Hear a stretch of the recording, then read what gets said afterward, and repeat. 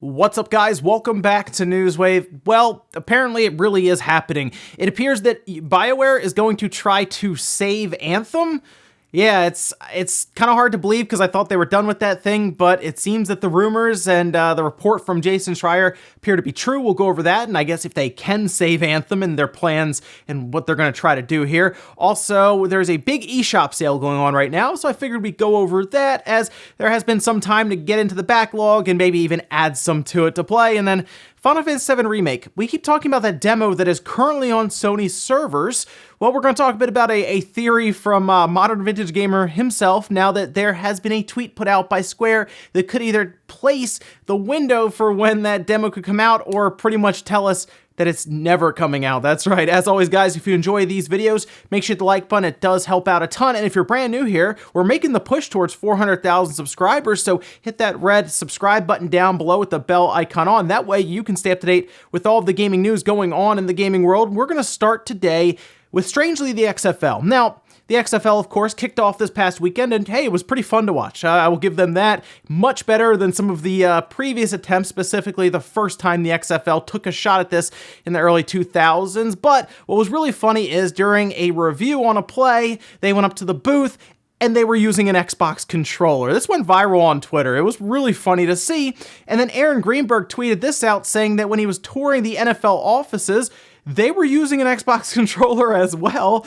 So consider that. If you've been rewinding or fast forwarding through different plays during Madden, well, you're basically doing what they're doing in the booth, where they're trying to figure out, these super tight, close camera angles to determine if the ball crosses and breaks the plane or if they're out of bounds.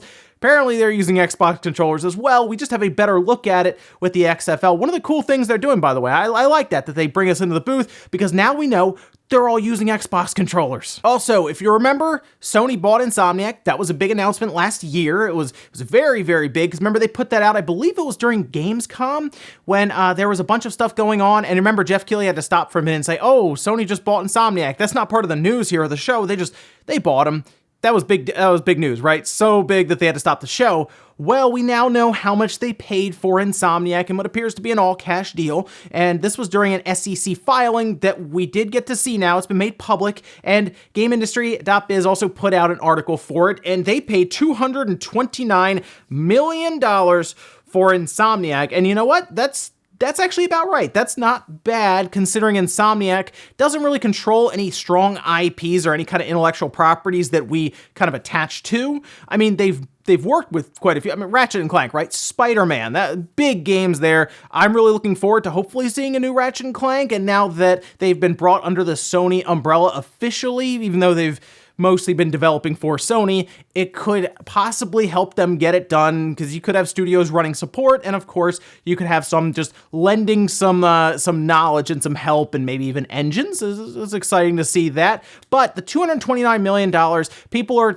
saying that's not much at all if you compare it to, Microsoft buying Mojang for $2.5 billion. That is way different, because Mojang, of course, controlled Minecraft, and we've seen that work out for Microsoft. This was, I guess you can consider a smaller deal. I think that's pretty good for the level of talent. I mean, if you go back to 2002, for example, when Microsoft bought Rare for $375 million from Nintendo, up to now with inflation, that's about $382 million. And Microsoft really hasn't done a lot with those IPs. They've done some, Perfect Dark Zero, the Rare replay, and they're doing Battletoads, I guess.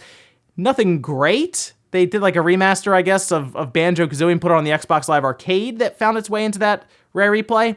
So, yeah, it hasn't been great for that Rare acquisition, but hey, who knows? Maybe they'll have some cool stuff coming up. But not bad. $229 million for Insomniac's what Sony paid. Also, a quick note.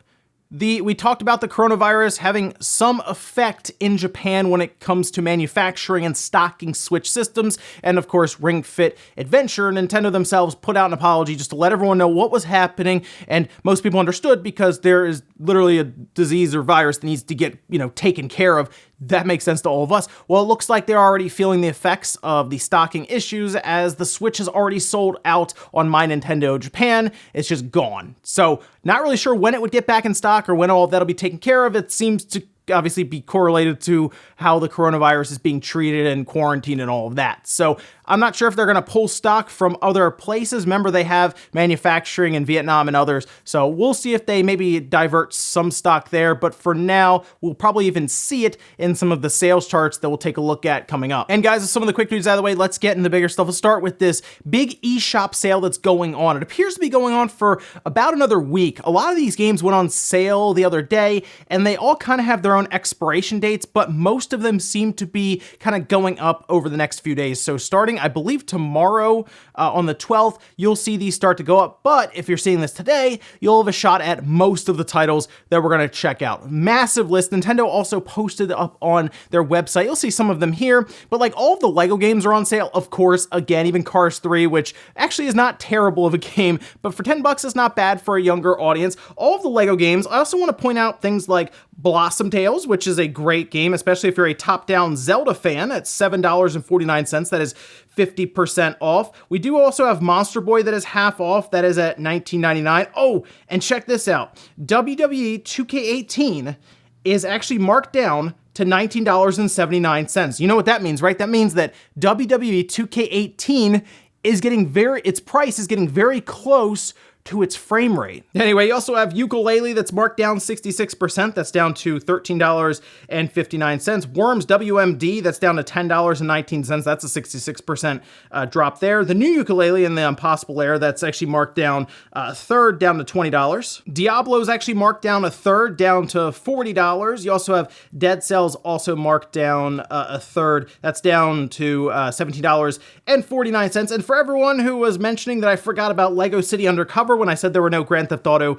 comparisons on the Switch, well, that is also marked down 60%, down to $11.99, like I said, alongside of several other Lego games. So a massive eShop sale, about 400 titles currently marked down. I would go check them out just to see if there's anything else you can add to your backlog, as we are currently in backlog season, where there's not as much is going on. DBZ Kakarot came out earlier this year, and that was the big thing, Tokyo Mirage Sessions as well. But for the most part, it's been pretty quiet start to the year. So if you're looking for something else to play to kind of tide you over to maybe when Animal Crossing comes out, or even Doom towards the end of March, seems to be quite a bit of stuff right now on the eShop. And the big one here I'd pick, for me personally, I'd probably lean towards like Monster Boy. I really like Monster Boy and Blossom Tale. I think those are really good ones to pick out. They won't take you forever to get through, but they're good experiences at those prices. It'll definitely hold you off for a few weeks, especially maybe we'll get some more information going into Animal Crossing here soon, I think. Next up, let's talk about Anthem, because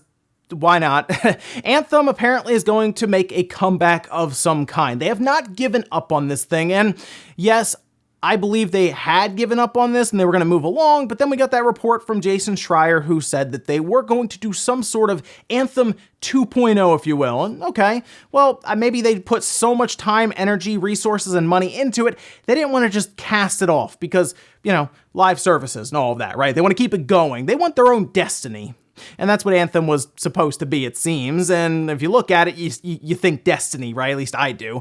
Well, they did post up an Anthem update on their website, and this is what it says. Over the last year, the team has worked hard to improve stability, performance, and general quality of life while delivering 3 seasons of new content and features. We have also heard your feedback that Anthem needs a more satisfying loot experience, better long-term progression, and a more fulfilling endgame. So we recognize that there's still more fundamental work to be done to bring out the full potential of the experience, and it will require a more substantial reinvention than an update or expansion. Over the coming months, we'll be focusing on a longer-term redesign of the experience, specifically working to reinvent the core gameplay loop with clear goals, motivating challenges, and progression with meaningful rewards while preserving the fun of flying and fighting in a vast science fantasy setting. Now, they're also going to stop doing seasons, it appears. They're going to kind of move on from that, and I probably could have told you that the Christmas decorations were still up after all, but they are apparently going to try to do, I guess, what Final Fantasy XIV did, where they did a Realm Reborn, right? They're going to try to do that with Anthem and Anthem Reborn, I guess. I don't know what they'll call it, but I would definitely put some sort of title on it. It's got to change. You got to have Anthem something, right? And it's got to be some kind of subheading that makes it clear cut that they are doing some massive reboot for the game. By the way, the game was like $5 at GameStop pretty recently. I don't know if it still is, but I guess if you want to roll the dice on this and maybe they'll flip it around, you can, I guess, go pick it up. But I would probably wait just to see what their plan is here. because there is a lot of work that has to be done. The one fortunate thing that BioWare has, and I cannot believe it, is that there are still quite a few fans for this game, and they have actually gone through and outlined quite a bit of stuff that they would like to see worked on. Now, I would recommend that BioWare looks into that and sees what, the people who have stuck around this whole time would like to see, because they probably have the most knowledge out of everyone. Now, BioWare did say they're going to do more focus group testing, it seems, and apparently that's something they weren't able to do before. If you look at the build-up to this game, Jason Schreier did a massive report on it on Kotaku. It seemed all over the place. Like, they almost didn't even know what they were supposed to be doing, like, 3 weeks before the thing was supposed to be shown. So, if they can take some time, maybe work through it, see what people actually want, you know what? Anthem could make a comeback. Look, I couldn't believe that No Man's Sky made its comeback, so at this point, anything's possible, right? That's the way I'm going to see it. So, hey, maybe they'll flip it around and they'll Final Fantasy 14 this thing, or they'll No Man's Sky this thing. We'll see. Next up, let's talk about Final Fantasy VII Remake and that demo that is still on the servers. Now, of course, this went up at the beginning of January, if you remember, right next to Patapon 2, and we all thought, wow, okay, this is big. Because a demo, it's something I've wanted to actually play Final Fantasy VII Remake on my monitor here, actually in person, rather than see it through compression and YouTube videos and all of this. It's going to actually happen, and it still hasn't. Patapon 2 has come out, and people enjoy that, but nothing with Final Fantasy VII Remake, and they were uploaded at the same time, it seemed. At least they were discovered at the same time, so we figured we would have had it by now. Well, it looks like in a tweet like you're seeing here, they will be making the rounds to PAX East with this demo. It says, "It's your turn, Boston. Final Fantasy VII Remake is headed to PAX East 2020. Don't miss your chance to get your hands on Final Fantasy VII Remake demo at our booth." Okay, so if you're going to PAX East, make sure you stop by their booth so you can play it. I'm not going to make it out this year, but now I kind of wish I had so I could play this thing. My hope here is that this demo was going to be distributed after they made the rounds and showed it off, and maybe they were planning to release it soon-ish, but of course the game has been pushed back. Maybe there's a chance, because PAX East at the end of this month, that they release it on the game's original release date at the beginning of March. Now, MVG had a theory that this demo was specifically designed to just be toured with, and with it being uploaded to these servers with certain development kits, you could pull the demo from anywhere. So let's say they set up at PAX East, they of course would be able to pull the demo from Sony servers, provided they have an internet connection to download it, and it'd be much easier for them to distribute it to certain kits that they have set up, or even just systems at the time. That is an interesting theory. I don't know why it would have been uploaded to the actual PlayStation Store, seemingly ready to go with a pre-order now screen at the end of the game. It's interesting.